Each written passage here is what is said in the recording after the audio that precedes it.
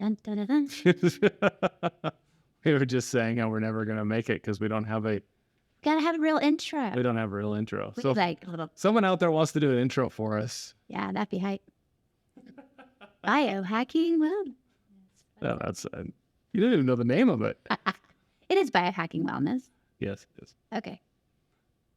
So we want to talk about foods that make health claims that generally get accepted as Help. health foods. And this is really coming from, when we do these workshops and when you guys have your coaching calls, but it's like, we'll do a workshop and we'll introduce our program to people. And all of a sudden it turns into, what about this? What about this? What about this? People. The principle's very simple. God food heals, man food kills. Bottom line. So we want to get in and just talk a little bit about just some items that are out there that people mistake as being good for them because of garbage that gets printed on the I label. was say because of the labeling. Right. So, Or who sponsors it, right. or it's advertising for them or whatever. So what do we want to attack first? Let's just go milk, It does a body good. right? Because if you walk into our local high school right now, there's a poster in the cafeteria of some athlete with the milk mustache Right. making the claim The milk does a body that good. milk does a body good. So let's talk about that. Okay. This is the way that was forever cemented into my mind when it comes to milk and to dairy. When was the last time in nature you've seen an animal drinking milk beyond its infancy? Especially from another animal. I'm going to get there. Don't steal my thunder. When was the last time you saw it? It doesn't happen. When was the last time in nature you've seen an animal drinking milk from another animal? Also does not happen. Maybe the parent died. Okay. So the argument then becomes, well, what about calcium? Where do we get our calcium? Where do we get all these other essential nutrients and protein and all this other stuff?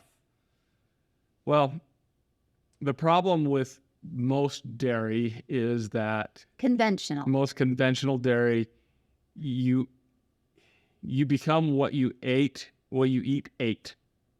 right? So we have conventional dairy farms that are feeding their cows grains that have been treated with all sorts of junk. And then we have pasteurized and ultra pasteurized. That's my favorite. Ultra pasteurized. The reality is when you do those things, you're going to kill the enzyme your body needs to absorb it. So you don't get the nutrient benefits from the dairy like they claim. Right. So the label shows that it has calcium and has whatever, but you don't actually absorb it because the pasteurization process has ruined it. Is dairy high in calcium? Yes. But there's also so much phosphorus in calcium that And milk. or in milk, that you don't absorb the calcium from milk anyway. So there's the other part of that as well, that where people have overt and covert dairy sensitivities, that when they consume that dairy, they're getting an inflammatory response. And that inflammatory response leads to all the inflammatory diseases that we've talked about in previous times. So that's the first one that I would go after is dairy. What about raw dairy or A2 milk, or like you see all these different Some of things? those are actually better. Right. But again, if you have a covert dairy sensitivity, which you should be tested for, then it doesn't matter. Same thing for goat milk, same thing for, all these other milks that come from animals. So there are replacements out there, and I think the replacements depend on individuals, et cetera. But dairy is just, doesn't do a body good like they claim that it does. Okay. So your turn. Okay. I was thinking oatmeal That's a great one. because I get a lot of, I just hear a lot of like, oats are healthy and oatmeal's like this super good breakfast. And, working in a rehab facility where like oatmeal is an option a lot of people would choose, right? And I think it gets confused because there are nutrients, beneficial nutrients in oatmeal. Right. So it is high in fiber and it is full of, zinc and iron and magnesium, like all these things. I think the problem is most oats, well, if they're not gluten free, they're definitely, or organic, they're going to be cross contaminated with glyphosate, which we don't need to go into that whole gamut of things, but that's going to wreak havoc on your gut. Not cross contaminated, contaminated Okay. with glyphosate Right. because they spray it. Right. So you have that issue going on. Sure, I do know some people that like just take straight up organic oats, dump the plain oats into a smoothie, Right. and eat that way. And that's probably fine. You are going to get the fiber and the nutrients. That's not how most people eat oatmeal and why most people like oatmeal. You're buying the packets at the store that have way, way, way high sugar Right. amongst other additives, preservatives. And then I think what people forget is you actually don't absorb the nutrient profile if the sugar profile is so high. Like sugar disrupts everything. Right. And then you're not even getting the nutrients. It's kind of like the milk, right? Like, yes, all of these things have nutrients in them. They do you no good if you can't absorb them. So pasteurization means you can't absorb dairy, and the sugar and other preservatives, ingredients, chemicals, and oatmeal mean you don't absorb the nutrients anyway. So I think it's depending on how you eat your oats, but your traditional packaged oatmeal. But it's heart healthy. Yeah. So, they obviously claim it's heart healthy because it's because of the nutrient profile that's in it. But you've just got to be sure you're not countering it with what you're, and then, okay, say you get the plain oats, because I've seen this too. Well, I'll buy the plain oats. And then what do you make it with? Yeah. Nobody eats oats by themselves. Right. Except for the times I've seen when people add it into a smoothie.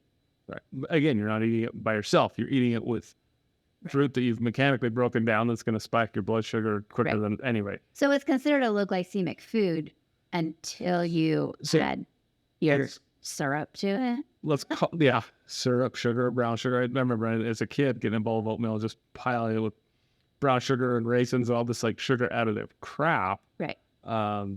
Which is how it is at a hotel. Right. Like if you go to a hotel breakfast, it's like, here's your oats, here's the raisins and the brown sugar and the cream or whatever you put on. So let's talk about that for a second, because oats, you think Quaker, and I'm pretty sure Quaker oats actually have the American Heart Association logo on there. Right. And like Honey Nut Cheerios, they're made with oats. They're heart healthy. They'll lower your cholesterol. There's that little American Heart Association. Right. I went down some serious rabbit holes with those, and I challenge anyone to just go Google corporate sponsors of American Heart Association, and you'll see the corporate sponsors being the drug companies that sell the drugs to lower your cholesterol and treat quote unquote heart disease, when the reality is the sugar that's in these is creating the inflammation that's creating the heart disease, and the sponsors of these programs profit from that. So of course they want you to consume them. Right. Yeah, if you just read those labels, it's like and I always say, people, when you Google stuff, you got to go one step deeper, because Google's not just going to throw you the information right.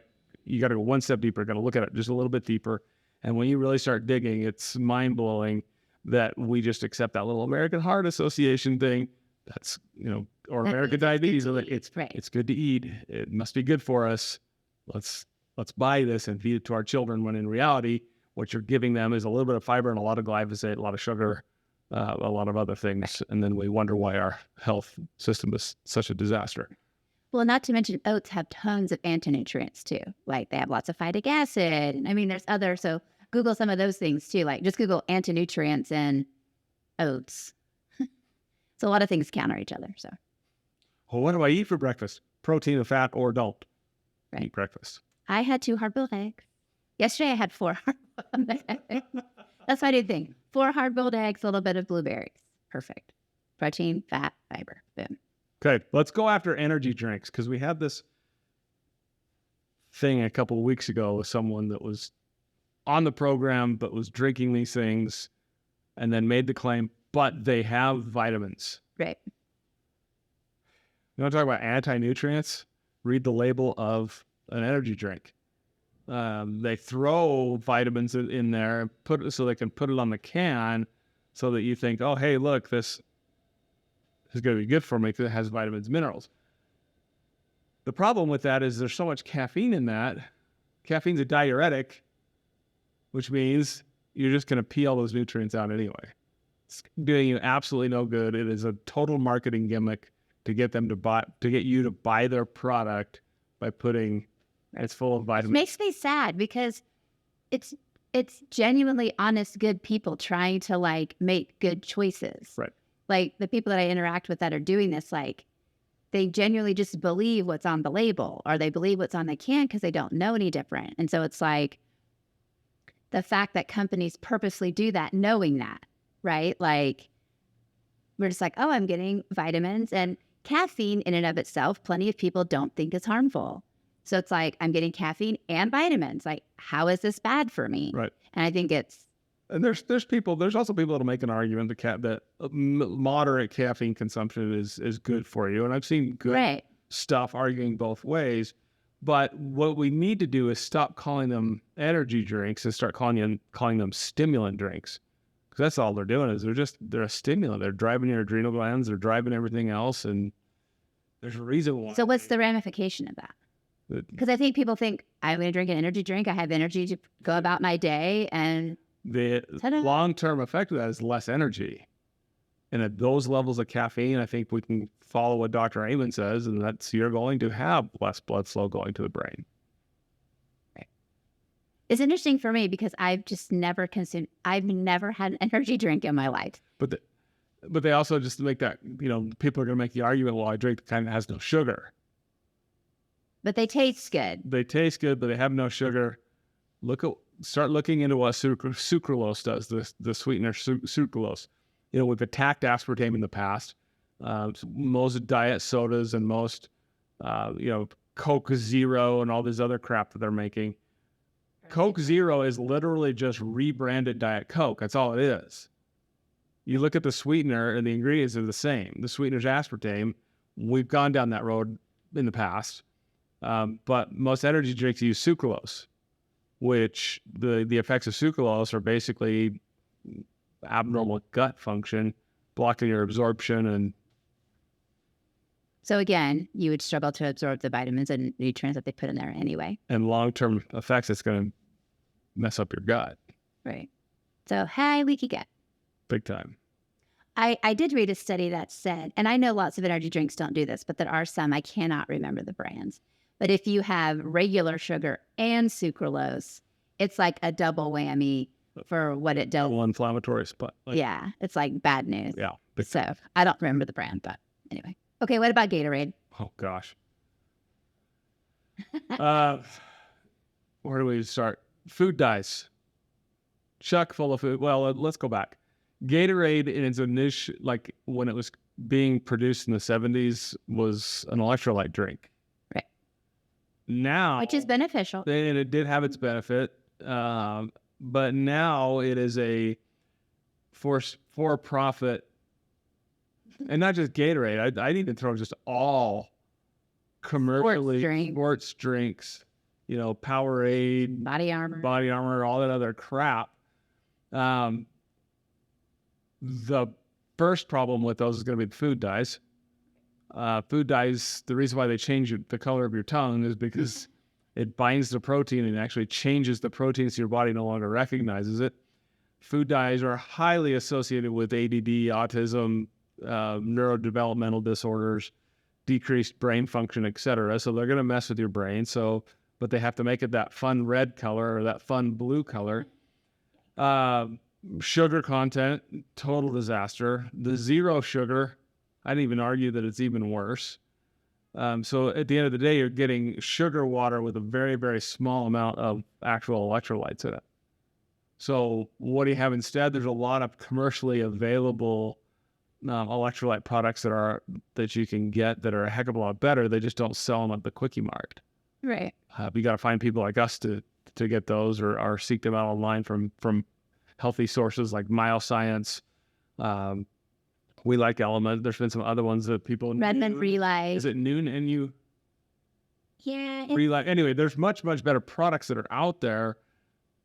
Please don't buy. I think you have to search for an electrolyte with no sugar because that's the key. Because even the ones they sell in the stores that a lot of people love, like what's the really big one? Like the Prime Liquid IV or whatever. Like I would say is the most common, and it just has a lot of sugar in it. Like it is. That's the first ingredient. right. And so I think you're wanting to look for an electrolyte without sugar, and you can't find this. Right. All right. Where else do we want to take this? That was the big four we wanted to cover. That was the big four we wanted to cover. Why don't we just circle back and go over the rules of when you buy food, what to look for on the label? Okay. And that you're not looking at packaging claims. Right. I think that's the biggest. So the number one rule is if the packaging makes a health claim, they're either A, lying, or B, trying to hide something else. So licorice, Twizzlers, they say they're low fat. But look at all the sugar and all the food dye and all the gluten that's in there. So just remember, make it a First off, let's just try to not eat food that comes in a package. Right. Then you don't even have to worry about what the label says. But there's some very simple rules to follow. Once you get past that, if it makes a health claim, skip it. Then flip it over. Don't read the calorie stuff. Read the actual ingredients. Okay? And if the ingredients list, in that ingredients list, if there are foods that you cannot pronounce, don't buy it. Okay? If that ingredient list is more than 2 or 3 ingredients long, it's probably not real food. Unless they're spices. Unless they're spices. Because that's my new thing. Like, you can buy some things and it'll have like onion, paprika, garlic. Like, obviously, if it's things like that, then that's okay. So if you can pronounce everything in there, right, then you're good. Perfect. That's pretty much it. Okay. There's certain things you should avoid, but hopefully this is eye-opening for some people. And I think it's realizing it's if you think about it, the things we talked about today, they're the quick foods, and we like that because we like things that are convenient. So it's like that's why we grab the oatmeal packet. That's why we grab the Gatorade, because we don't have to like dump an electrolyte powder in and shake it up. It's like we like that grab and go. Mm-hmm. And so it's learning to be like, I'm going to have to take a little bit of time ahead of time to be able to make better choices. So plan ahead. Plan ahead just a little bit. All right. Okay. Well, hopefully you find that helpful. Please feel free to comment what you'd like to hear us talk about next, and please share these videos. Thank you.